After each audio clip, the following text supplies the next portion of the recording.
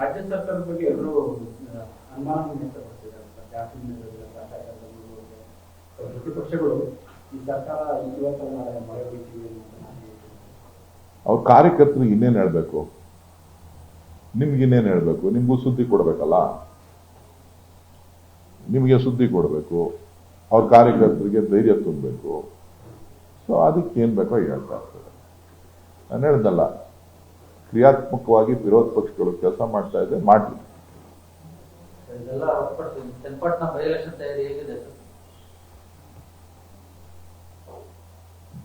ಪಕ್ಷದ ಅಧ್ಯಕ್ಷರ ನೇತೃತ್ವದಲ್ಲಿ ತಯಾರಿ ನಡೀತಾ ಇದೆ. ಕಾದು ನೋಡಿ.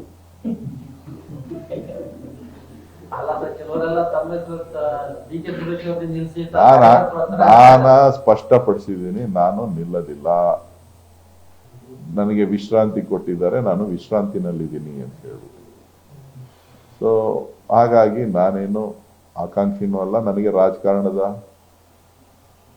ಈ ಸ್ಥಾನದಲ್ಲಿರ್ಬೇಕು, ಆ ಸ್ಥಾನದಲ್ಲಿರ್ಬೇಕು, ಯಾರೋ ಹೇಳ್ತಾರಲ್ಲ ನಾನು ಮುಖ್ಯಮಂತ್ರಿ ನಾಳೆ ಬಂದು ತಿರ್ಗಾ ಆಯ್ತೀನಿ ಅಂತ. ಹಂಗೆಲ್ಲ ಏನಿಲ್ಲ. ಜನ ಕೊಟ್ಟಿದ್ದಾರೆ, ಅದಕ್ಕೆ ಏನ್ ಬೇಕೋ ಕೆಲಸ ಮಾಡಿದ್ದೀನಿ. ನನ್ನ ಕೈಯಲ್ಲಿ ತೃಪ್ತಿ ಇದೆ, ಆತ್ಮತೃಪ್ತಿ ಇದೆ. ನಾವು ಯಾರಿಗೂ ಕೆಟ್ಟದ್ದನ್ನು ಬಯಸೋರಲ್ಲ, ನಾವು ಒಳ್ಳೇದನ್ನು ಬಯಸೋರು.